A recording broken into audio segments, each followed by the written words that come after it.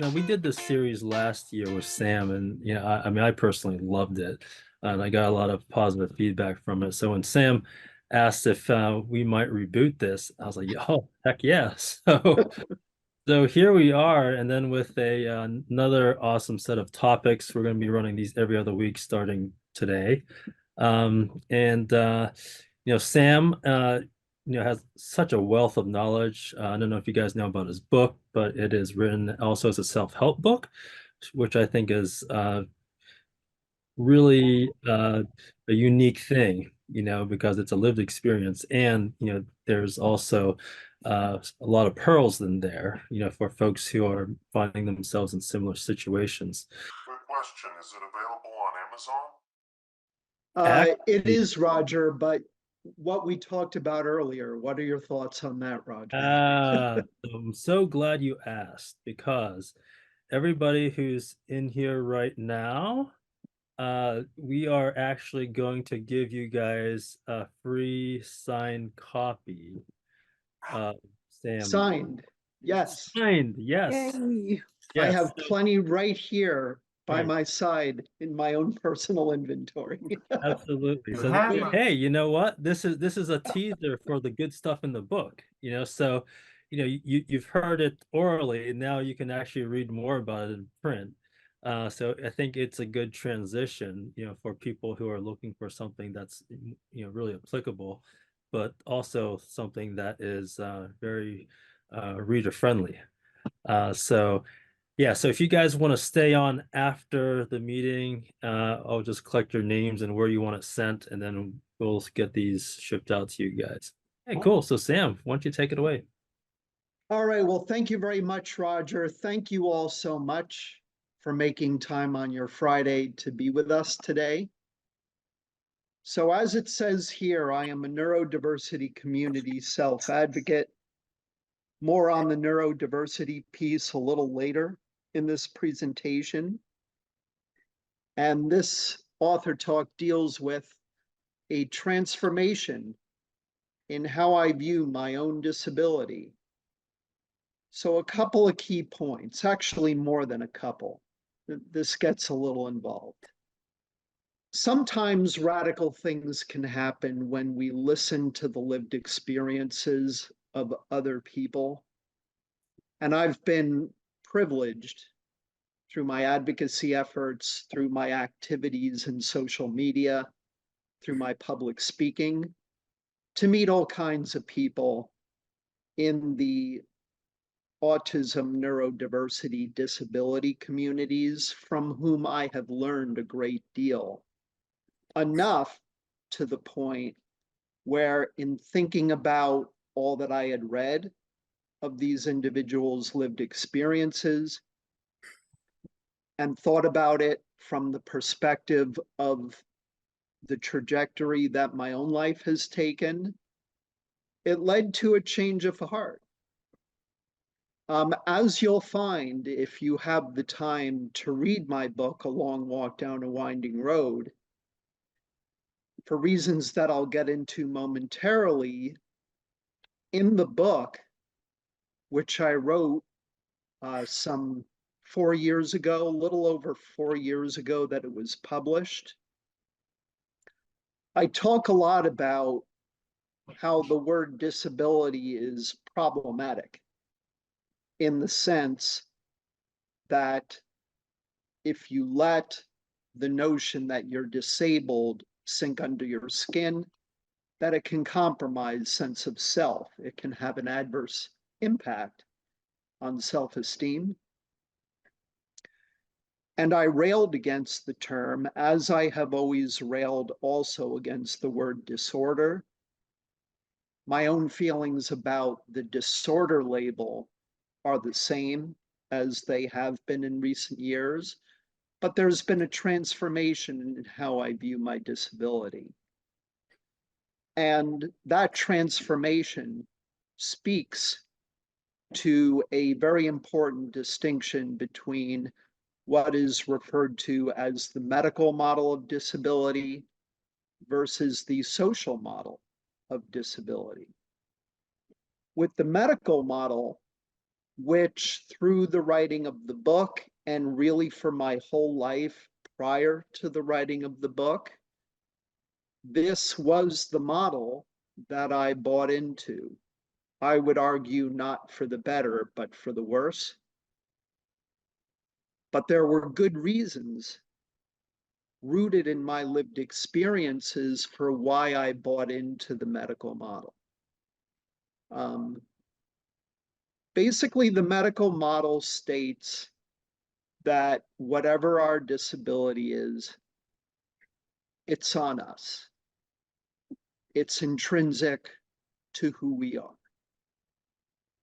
And we are responsible for our own disability. Unfortunately, a lot of people feel as though we don't try hard enough, or, well, if you're not employed, or if you're not in school, or any number of toxic reasons, well, it's because of your disability. It's on you. I bought into this model because I was diagnosed with a learning disability at the very young, very vulnerable age of 3 years old. This goes back to the early 70s, where with my mother's help, we identified in me a learning disability in auditory perception.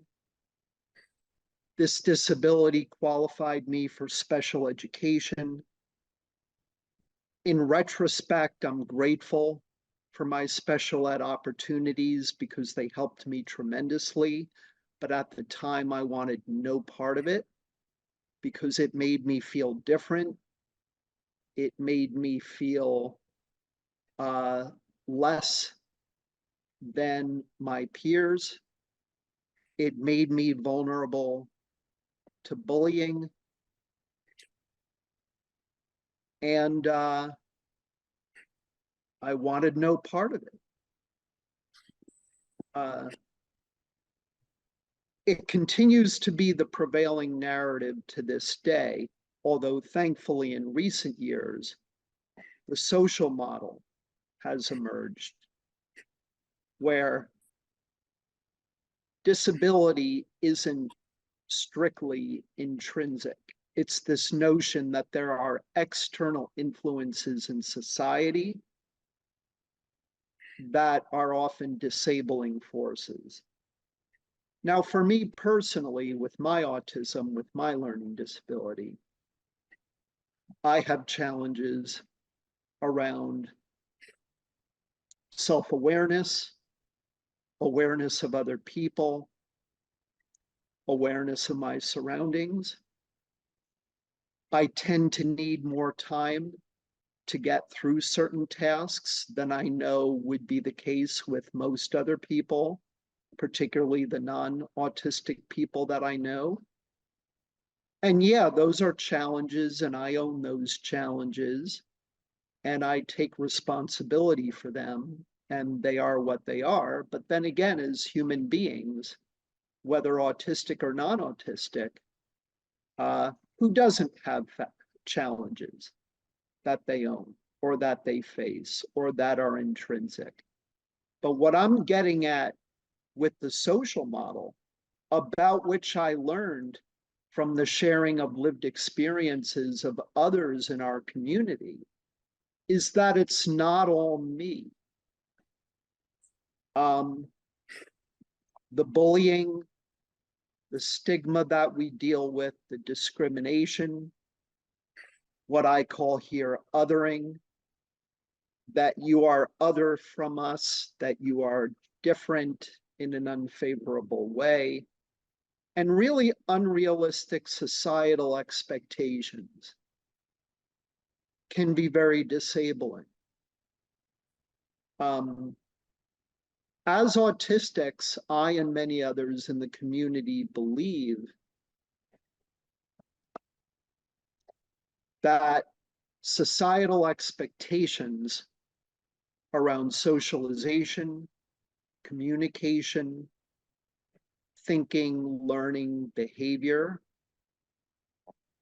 are disabling external forces because they were not established with us in mind. They were established with the neurotypical or neuronormative majority in mind.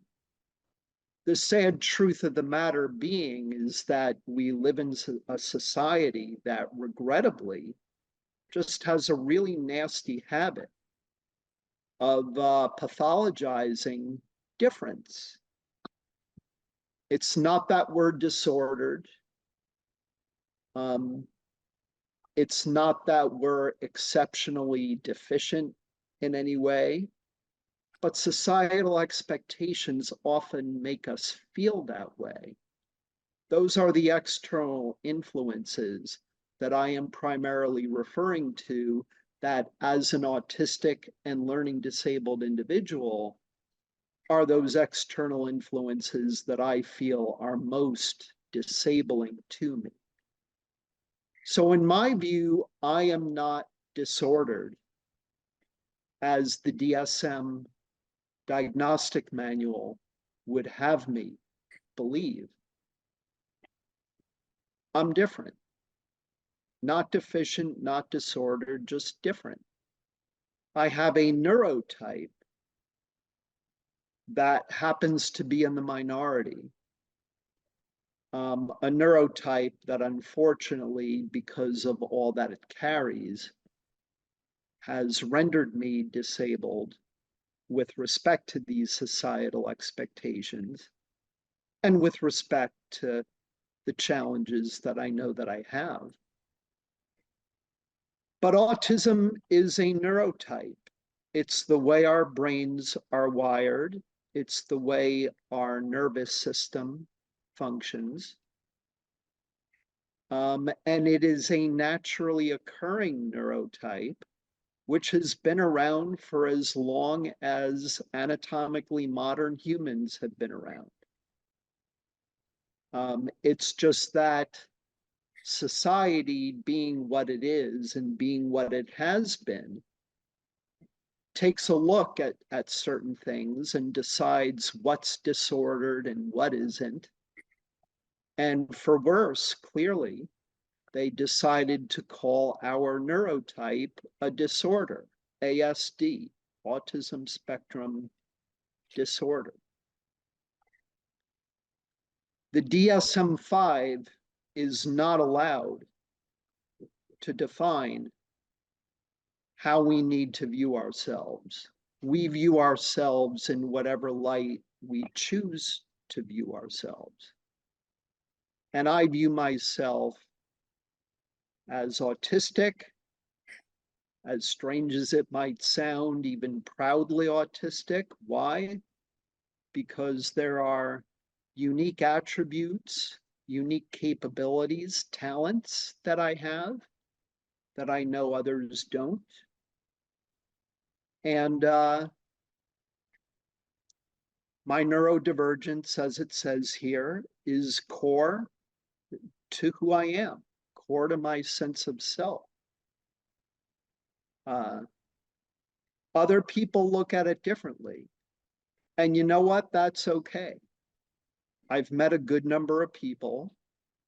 Maybe some of you look more at the medical model, and maybe that resonates with you stronger than with me, where now, from all I've learned, I've made that transition to looking at my autism more from the social model perspective. But there's no right or wrong way necessarily to look at this. Based on who we are, based on our lived experiences, we may subscribe more to the social model, or we might subscribe more to the medical model. In my experience, meeting people in our community, the nature of the challenges that we face, what we've been through, our lived experiences. I've met some people who want nothing to do with their autism. They long for a cure for it. They long for treatments that would help them to be more non-autistic, because the autism is too much of a burden. It's too challenging to deal with. It makes life oftentimes very difficult. And in my experience, if that's what you're going through, it seems to me that you're more likely to subscribe to the medical model of disability and of autism than the social model. There's no right or wrong here. It's all grounded, I think, in who we are and our lived experiences as to how we view our disability and our autism. So like I said earlier, having been diagnosed as learning disabled at the age of 3, having not found out about my autism until age 40, because it just wasn't being diagnosed at that tender young age the way it's been diagnosed in more recent years, that at that young age, and where back then the social model didn't really even exist, the only way really for me to view my disability was from the context of the medical model. The model of there's something intrinsically wrong with me that I wish weren't there, or that I wish could be fixed or cured so that I could fit in better with my non-autistic peers, so that I could connect more easily with other people around me, so that I wouldn't have to be bullied. I wanted nothing to do with it. I rejected accommodations that would have greatly helped me in school. I flat out rejected them because I wanted to be treated and evaluated on the same terms as all of my peers. And in retrospect, that was just a really dumb, pig-headed move, because in my case, the one accommodation that really sticks out, that I very abruptly turned down without giving it a second thought, was the offer in high school for me to be able to take the SATs untimed. It is a lucky thing that I nonetheless got accepted to the college of my choice, but it could very well have turned out differently. As it turns out, where English and reading comprehension were my most challenging subjects in school, timed, I didn't even come close to finishing the verbal portion of the SATs. And so all those unanswered questions are marked wrong. Not that my verbal score was in the gutter, but in my mind, it certainly was a substandard score that I can only be grateful to the admissions officers at the school of my choice to look past and see everything else that I had going for me, but maybe they would not have. It was a rejection of an accommodation that could have had very serious implications that would have hurt me. So this notion of accommodations, many in the disability community have told me, and I agree with them now, that when we are accommodated in ways that allow us to be at our best, not just for ourselves, but for other people whom we know, when we're granted those accommodations, and ideally we would be granted them without consequence, where individuals not given those accommodations, if they find out that we're being accommodated, that can lead to resentment. Hopefully not. But in the presence of the right accommodations, we are able to move from feeling disabled to feeling empowered. Two opposite terms. And it's a very powerful concept, this notion of being able to feel transformed by the right accommodations, from feeling disabled to feeling empowered. And all of that plays into the social model, because with accommodations in place, those societal expectations that render the world, that render us incompatible in many respects with the world, now we feel more compatible. Now we feel as though society is not as much of a disabling force. When we are accommodated in ways that allow us to be at our best for ourselves and for others. Hey, Sam? And so, yes, go ahead. Sure. I think we may have a couple questions. I'm curious if you have a preference of taking them now, or would you have a preference of... I'm okay being interrupted. If folks have questions, go ahead. Great. I have two questions, actually, or more like a question and a clarification. So you're talking about basically, I think it's basically like a form of social equity, right? Where, like, rather than treating everyone equally, you're treating everyone fairly based on their needs. It's an excellent point. There is a fundamental difference in this case between equality and equity. Or fairness. Equity equals fairness. Spot on. Right. That absolutely is what it often comes down to.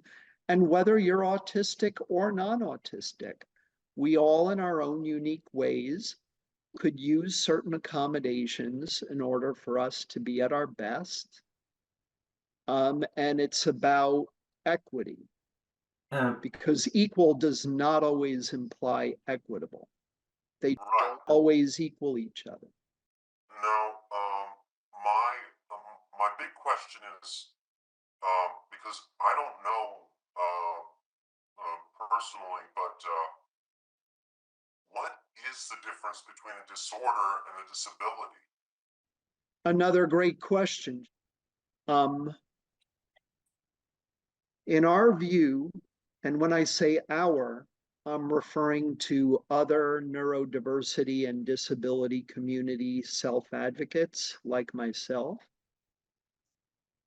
Disorder is a term that implies that we are broken in some way, and that what's broken about us ought to be fixed or cured. If I were to be cured of autism, with autism, in my view, being at the core of who I am, I write in my book, A Long Walk Down a Winding Road, that I would become unrecognizable to myself if a core part of who I am is to be fixed or cured. It's not the way I look at it. So what would you consider an example of a disorder? Like, for instance, would schizophrenia be considered a disorder? I think it's something, a disorder to me personally, this is how I look at it, because I deal with children and kids in like the children department and the DSM-5. I do a disability advocacy group. How I view it is, a disorder is something that affects your life, and it's going to affect your, like, how you it's going to affect your lifestyle and how society looks at you, and how that disorder is going to affect your lifestyle and affect the way you live. Well, by that definition, how can you not consider autism a disorder? I mean, see, it all depends. Again, It all depends not because necessarily. It all depends because autism is not labeled as one thing. It's not a straight line. It's a spectrum. Spectrum, correct. And it all depends on our lived experiences and who we are of what the word disorder really means. The more the way I look at it is that if I come down with cancer, if I come down with diabetes, Well, cancer is a disease. well, see, what a lot of people unfortunately do is they draw equivalents. Disorder, disease, medical condition. To me, those kinds of diseases absolutely warrant being cured, being fixed, being eradicated. Somehow for me and for other autistics with autism, it's different. We have a naturally occurring neurotype that happens to be at the minority and which is very disabling, not exclusively, but largely because of societal expectations. I guess schizophrenia I can't really speak to because, again, that's not my experience. I couldn't honestly answer that question. I look at it more as, yeah, disease, disorder. Sometimes those words are used interchangeably. I look at it more as what is worthy of being fixed and cured and what isn't, is more the distinction that I choose to draw. I would say that this is how I would define it. A disease is something that can threaten your very life. A disorder is something that significantly impedes your life. And a disability is something that makes you different, but it's not something that you can't overcome. So, like, some disabilities can be overcome, others not. But I see where you're coming from. What you're saying makes sense to me in terms of the distinctions you draw there. I mean, like, a person can, you know, grow up autistic and not get any treatment and still be very successful in life. Like, I know some people suspect that Bill Gates is autistic, but You're right. at this point it doesn't matter. Many of famous, successful people have or are autistic. You're correct. So disorder would, I think, be something more that you can't really get over by yourself. It's something that you need help more to overcome. You can't do it alone necessarily. For us as advocates, the term disorder we take issue with. Others won't take issue with it, maybe to the extent that we do. Again, like I said earlier, to us, and that's the key here, this is just me and others who agree with me. Disorder implies there's something about us that's broken that needs to be fixed. That point of view, for that reason, we reject it. I mean, something serious that affects your perception of reality, like schizophrenia, I would consider that more of a disorder because, Okay, sure. because that's something that, you can't go it alone, or something like that. I understand, and the way you just described it, I would agree with you. In the I know case this. of schizophrenia. I know that we look at it differently, but like when we say disability, disorder, disease, I think other countries too look at it differently. How we define autism and treat, and like how they want to look autism differently too, like and how they pursue autism. You're right. So we can't Different just look at it. countries, different people. Every We'll look at it people differently. on the entire every people in different around the world treat or look or associate autism differently. People used to think that, if you were gay, that there was something wrong with you. Yes, regrettably. Yes. And society plays a key role in this. And within the greater society, you have any number of different opinions, different definitions, different perceptions of what these terms mean, which I think contributes to the point I made earlier that there isn't necessarily a right or wrong way to look at these things. It's shaped by who we are, by our lived experiences, arguably what we've learned, from whom we've learned what we have learned. All of those play in. But continuing here, by embracing the social model, doing so made it easier for me to finally make peace with my disability. This notion that historically in my life, it hasn't been all on me, that a lot of it has had to do with my environment, with my experiences, with my surroundings, other people making decisions about my education, other people who bullied me or who said hurtful things about me behind my back, or so they thought, that was on them. Those were among the external factors that were disabling to me, not that my disability is all on me. And from that perspective, it helped me to finally accept my disability. Whereas as of the writing of my book, I could not accept it. This is a recent development as a result of what I've learned from others in the community. And this speaks to the importance of self-acceptance, that if you don't accept rather a key aspect of who you are, then that erodes self-esteem. And if your self-esteem is compromised, how can you really, in the true sense, live a happy life, to which I feel we are all entitled?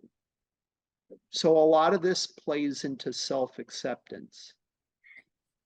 And this is where the concept of neurodiversity, the concept of the human population consisting of a wide variety of neurotypes, as opposed to, if you're not in the majority, you're disordered. The idea that these neurotypes are naturally occurring, just like there's biodiversity, neurodiversity. It depathologizes, if that's even a word, it destigmatizes autism, learning disabilities, ADHD, all of which fall under the neurodiversity umbrella. You can begin to see here the compatibility between what neurodiversity means and the meaning behind the social model of disability. And I kind of list them out here. And so one term that I've come across a lot, and perhaps you guys have as well, is for those who maybe continue to bemoan the disability label, many people instead use the term differently abled. And there were times when I used differently abled in lieu of disabled. But then when I expressed that sentiment, there were others in the community who made a valid point about that, to say, Well, we've made peace with the disability label and we want to continue to use it. It's not a bad term, because the more we use it and the more that we speak about it in light of the social model, we can hopefully begin to destigmatize it. If you keep a term quiet, if you substitute some other term for the term that you're trying to destigmatize, then you're not going to get anywhere. The more you normalize a given label or term, the more likely you are to bring down the stigma that surrounds it. And not only that, for somebody to consider themselves disabled, as I now do, and I wear it like a badge of honor in many ways, it speaks to and validates our lived experiences. Those who have accepted the disability label, because they accept it, they use it to describe themselves because it validates who they are. It validates all that they've been through, their lived experiences. Again, no right or wrong way to view who you are or how to view your disability, your views on disorder. I've encountered too much in society that pathologizes autism, even to the point of calling it a disease. I've seen references to autism being referred to as a disease, as a medical condition. Y'all, what? And I obviously take big issue with that. I see ads of people trying to profit at our expense, saying, well, if your mother took Tylenol, this came up earlier. If your mother took Tylenol when she was pregnant with you, that brought about greater risk of autism. Historically, about certain vaccines, if you took this vaccine, it could give you autism. All of that I'm stems pretty from sure the idea that vaccines can cause autism has been thoroughly debunked. It has been, but people nonetheless continue to buy into it.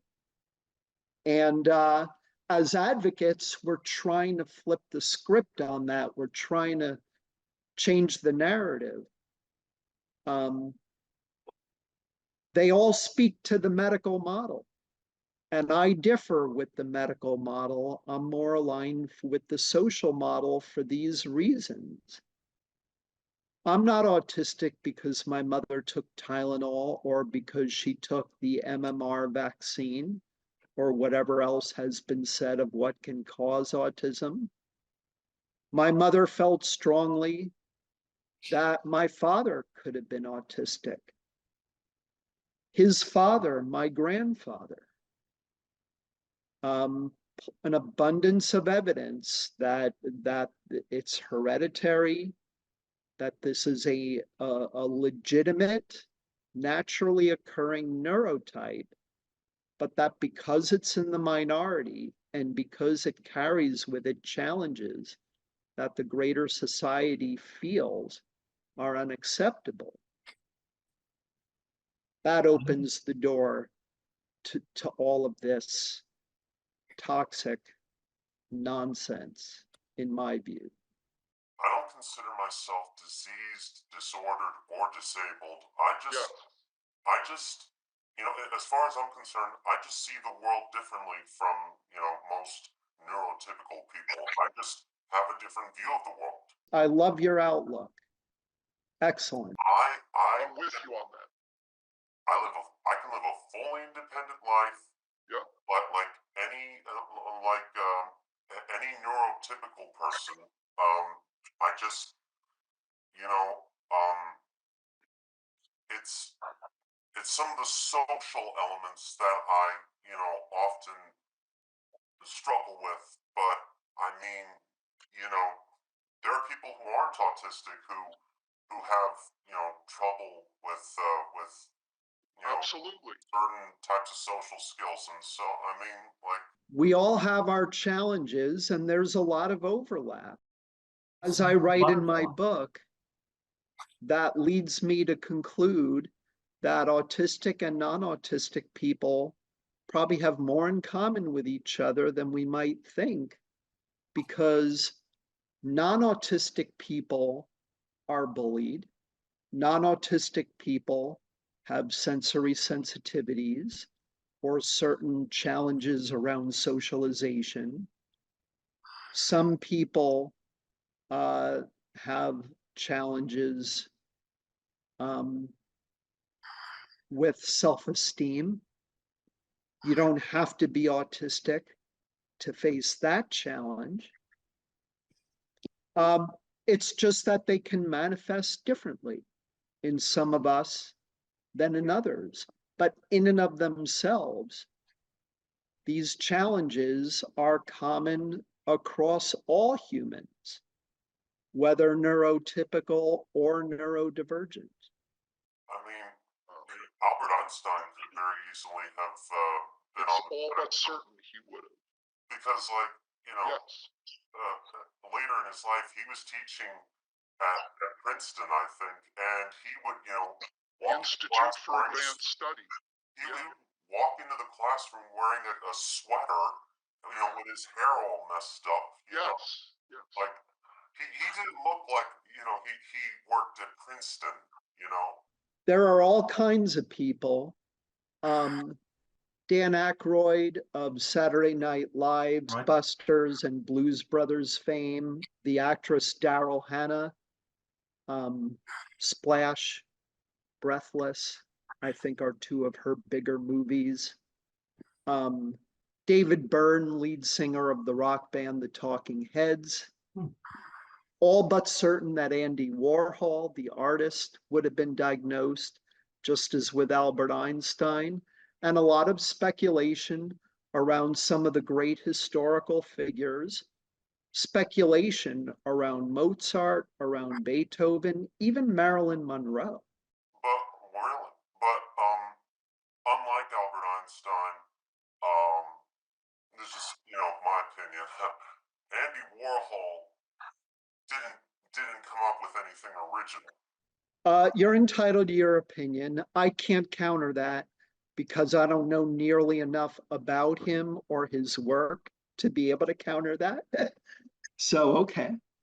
But those are among just a few of the examples that we're not diseased or sick or disordered or that we need to be cured. We're just different. And that speaks to the neurodiversity model. It speaks to the social model of disability. And I will admit that for all of the wrong reasons, that I've had it pretty well and been very, very fortunate, I think, largely because of the fact that I'm male, because of the fact that the color of my skin is white, because I'm a cisgender heterosexual, and because I happened to come from a family with a well-off, I'll admit, socioeconomic background that renders the playing field grossly unlevel for all the wrong reasons. Where I write in the book, the kind of world that I would want my son to grow up in is a world where for all of us, there's a more level playing field. Granted, all of these areas of intersectionality with respect to neurotype, sexual orientation, gender identity, race, etc. That regrettably you can end up with what I've referred to before as multiple layers of stigma. That's just grossly unfair. that I have a real problem with. So when I refer to my whiteness, to being male, to having come from a well-off socioeconomic background, I say for all the wrong reasons that I've been as fortunate as I have been. I would want that for all of us. And so there you have it. Okay. A transformation in how I viewed myself, really just by listening to the lived experiences of other people. So I wrote an article on this subject. It's shown here on this slide. This article can be accessed off of my website, samfarmerauthor.com. There's a media page, a very, very long list of articles there, one of which is an article on this very subject. And the Asperger Autism Network, whom I referred to last year, recently had a name change. They're still AANE, but now they are the Association for Autism and Neurodiversity. Still AANE. I bring them up here because they have a wide variety of support groups, which it's a resource that's just good to know about. And they're mentioned on the resources page on my website, among others. And there you have it. So does anybody else have any questions, thoughts, comments? I was curious, because I have a full concoction of different minerals and supplements that I've been taking. And I wanted to ask, do you have a daily remedy just for mineral, health and vitamin health that you take that you've seen help with your day-to-day life? I take such an unbelievably wide variety of supplements. It's crazy. I stick with all of them because I've never felt better. I've never been healthier. Being 54 years old now, maybe since my 20s. What's core to my strategy? So obviously I take a multivitamin. I'm very fond of the company Nature's Plus. They have a multivitamin that is, in my view, more properly put together than, say, the more commercial brands like One A Day, etc. Nature's Plus is a good company to keep in mind. I'm taking vitamin B12. I take very high dosage vitamin B12 supplements to give me energy at the end of the day when I would otherwise be a zombie, just for an energy boost. I take magnesium before bedtime every night. Every night it helps me to fall asleep, where it has muscle relaxant features in magnesium that can help you fall asleep, not to mention all of its benefits for digestion, for the brain, for the nervous system. I take garlic pills, which are known to have very strong immunity and antifungal properties. When I got sick, I loaded up on garlic pills and I got over my sickness in record time. I swear by garlic pills. Why not just eat regular garlic? It's not enough. These are high dosage supplements that really pack the punch and that make a real difference. It's not the same as what you get in food. And then I take nootropics to help me with focus. I take fish oil to get my omega-3s and DHA. Both of my parents succumbed to dementia. And so with respect to brain health, I'm doing everything I can supplementation-wise, exercise, with my writing, and with maintaining social connections, my diet to help me hopefully avoid their fate when I get older. Let's see, what else? I take extra vitamin D3 specifically, which helps greatly with immunity. I take a probiotic. And really those are the ones that are key. Oh, and I take turmeric for anti-inflammatory, all of those. And they all play into brain health, helping me to fall asleep, immunity. When I go for my annual physicals every year, I get blood work done. It's to help with all the essential, where I'm not a big eater. I don't eat a lot of food. What I'm not getting from food, I depend on these vitamins to give me the other things I know I need for today and for long-term good health. But those are among the key supplements that I take. Likewise, I take magnesium threonate in the daytime, and then I take magnesium glycinate at the nighttime. And those definitely are, I highly recommend to anyone listening. And also lion's mane mushroom, for those of us who, have short-term memory loss. I say lion's mane mushroom is definitely another excellent addition. And if you can find a supplement, and I find that if it's in a methyl form, like methylfolate, that's also helped me.